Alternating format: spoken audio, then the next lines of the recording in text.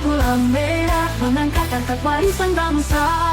Dari alam untuk negeri tercinta, kami jaga gula merah selamanya.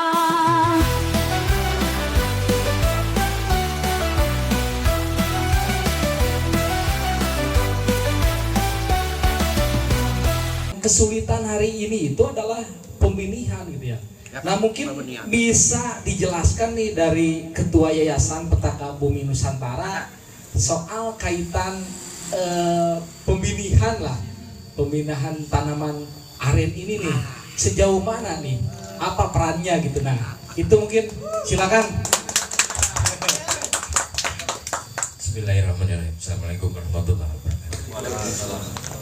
Bukan lima, kita ngikut aja lah. Dulu ya, Pak Yono, Pak sana. Mungkin ini pertanyaan yang bisa jawab dan juga jawabannya mesti tuntas nih. Saya dari Yayasan Petaka Bumi Nusantara. Ini memang yayasan yang bergerak atas dasar kepedulian. Jadi bagaimana menggerakkan, bagaimana membina, dan bagaimana membangun. Itu misinya. Nah kebetulan saya ini orang Ciamis. Orang Ciamis, dan memang saya juga ini perlu ini keterkaitan dengan dengan regulasi, dengan ya para pelaku. Nah di sini ini jelas, ini kalau berbicara peluangnya sangat besar dan sangat luas. Makanya sebenarnya permasalahan di pembenihan juga ini para pelakunya yang mau terjun ya, itu memang belum ada. Mungkin dengan ada pemikiran yang seperti pemahaman dulu itu harus pakai cara aja ya. Misalnya di pemarican ya itu tanam apa danas itu ya. Itu supaya banyak benih ya. Nah ini ternyata akan lain. Kalau kita lihat yang ada di yang ada di Kembangan Sulawesi itu di Pasarang itu ya ratusan ribu itu mereka menanam. Kemudian ada proyek itu kalau proyeknya itu 160.000 pohon itu yang dibuat ya itu.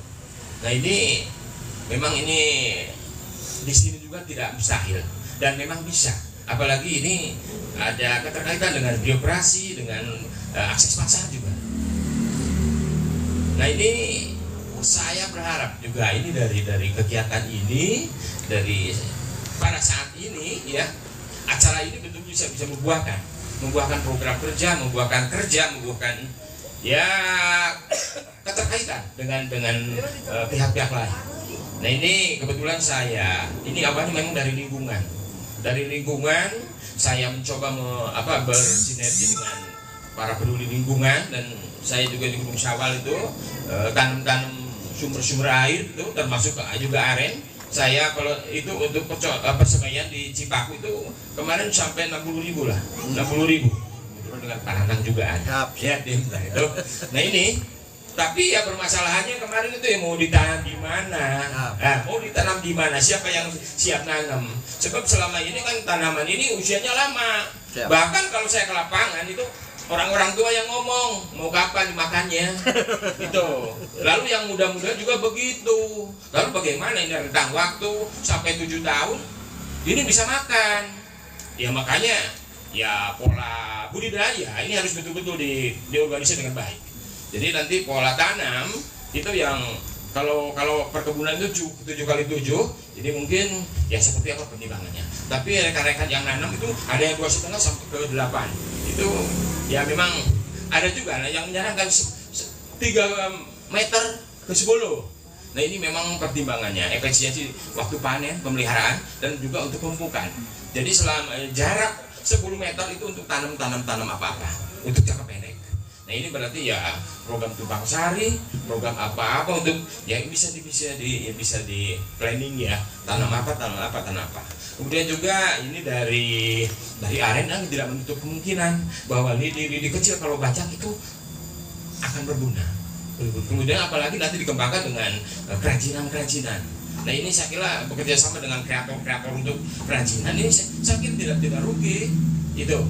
Kemudian juga ijuk kecil Ini memang kalau sedikit ya memang itu, memang ya bahwa produktivitas aren ini masih minus ya, atau minim ya maksudnya. Ini karena tanamannya juga tidak ada. Jelas tadi ini Pak Zion bilang bahwa pasar itu terbuka, tapi mana? Apalagi kita bicara kontinuitas, kualitas ya. Nah ini memang bukan permasalahan yang mendasar. Jadi permasalahan mendasar itu bagaimana mengadakan, begitu. Bagaimana regulasi bisa membuat kebijakan untuk ini, lalu bagaimana pemeran-pemeran di bidang ini, gitu. Nah ini saya selaku yayasan memang tadi bergerak di sana, saya juga siap untuk bagaimana menggerakkan persebaya Ciamis. Dan saya setuju dengan Pak Siono bagaimana Ciamis jadi pelopor aren. Pelopor aren Jawa Barat siap, pelopor aren Nusantara juga oke siap. Sebab kita punya format untuk membuat bagaimana Ciamis. Oh, iya. Ciamis. Jadi kita tidak kesulitan bagaimana memproduksi ini, nggak sulit saya bilang. Setiap sentra kita bikin, ya. Jadi untuk Ciamis saja ada 32 desa pinggir gunung kan, kaki itu kita bisa bikin sentra, kita bikin unit, kita organisir dengan baik ya. Nah ini tidak seperti kita waktu di lingkungan ya, itu mungkin basisnya proyek gitu. Jadi kalau udah nanam ya udah itu. Tapi kalau melalui lembaga, melalui yayasan, ya kita bina terus. Makanya yayasan ini sebagai penggerak, ya pembina, ya pembangun. Dalam arti dari hulu sampai hilir. Ya, saya kira ini varian produk dari nira banyak. Bisa aja ada berapa? Kita bisa bikin tebu mokat dengan campuran itu. Kita bisa bikin pencuci dengan campuran nira. Nah, ini banyak, tapi mana arennya?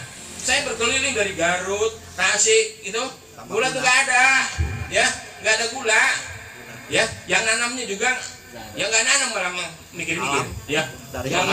Yang masak juga tua semua ya, Mas. Ya, nggak ada yang muda ya. Nggak ada yang muda. Nah ini nih kebetulan juga ya, saya bagi yang ada di Garut itu ya kebetulan itu 90% penyadap, tapi arennya nggak ada. Nah, saya coba ke sana bahwa itu harus pakai cara katanya. Udah saya bawakan, ini tanam. Nah sekarang udah ada segini katanya itunya. Ya alhamdulillah itu sudah bukti nyata. Nah kalau di Ciamis mau, udah saja agendakan untuk 30 desa yang di pinggir Gunung Sawal. Oke, kita siapkan untuk itu. Pak Marican di Banjar Anyar juga oke siap. Pak Marican juga pernah kita masuk juga ya.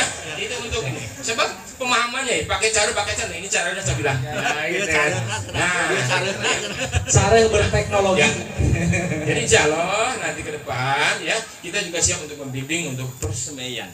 Ya, kemudian juga untuk untuk membuat varian produk daripada ya nira.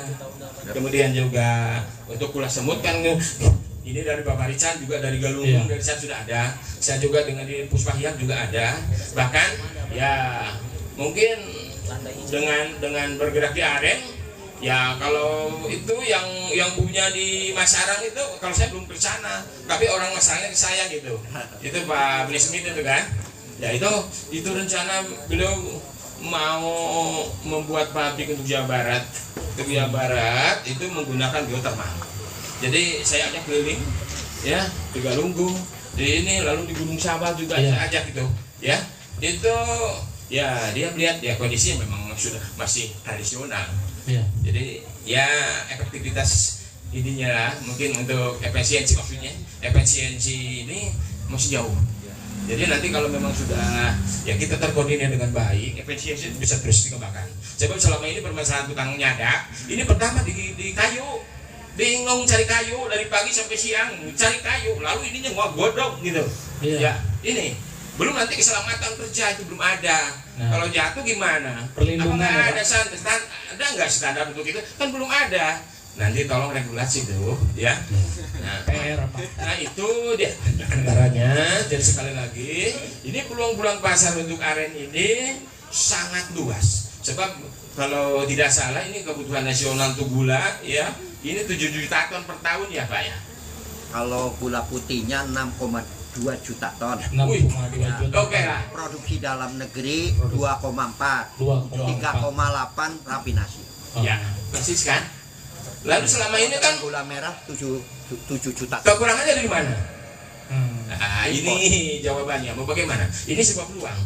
Jadi kalau mau ya arenisasi dong.